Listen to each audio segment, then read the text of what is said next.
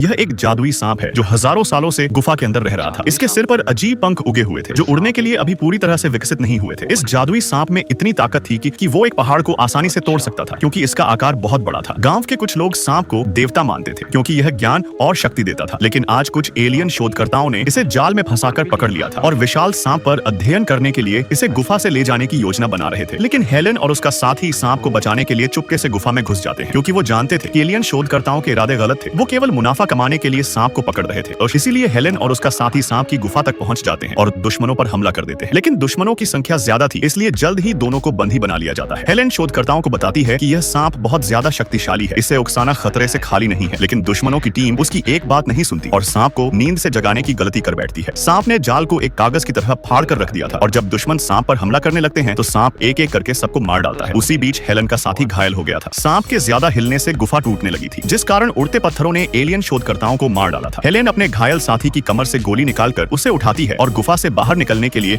आगे बढ़ने लगती है। लेकिन यह गुफा बहुत बड़ी थी। तभी अचानक साथी के घाव अपने आप भरने लगे थे। यहाँ तक कि उसकी पहली कक्षा का प्रेम पत्र भी याद आ रहा था। यह सब गुफा के जादुई पानी का कमाल था जिसे हेलेन ने एक बोतल में भरकर रखा था। उसे पीकर साथी बिल्कुल ठीक हो जाता है। जल्द ही वो चलकर एक तालाब के पास पहुंच जाते हैं। लेकिन तभी सांप भी अचानक वहाँ आ टपकता है। उसके हमले से बचने के लिए दोनों तालाब में कूद जाते हैं। लेकिन सांप भी पानी में उनका पीछा करने लगा था। पर तभी अचानक सांप बीच में ही रुक जाता है। दरअसल यह सांप सूरज की रोशनी से डरता था क्योंकि वो सदियों से अंधेरी गुफा में रह रहा था जिससे आदमी को निकलने का रास्ता मिल जाता है। वो बचा हुआ जादुई पानी पीता है जिससे उसकी ताकत बढ़ गई थी। फिर उसने पत्थर उठाकर गुफा की छत को तोड़ना शुरू कर दिया था जिससे सूरज की रोशनी अंदर आने लगती है जिससे सांप डरता हुआ पानी के नीचे चला गया था। इस तरह दोनों गुफा से निकलने में कामयाब हो जाते हैं।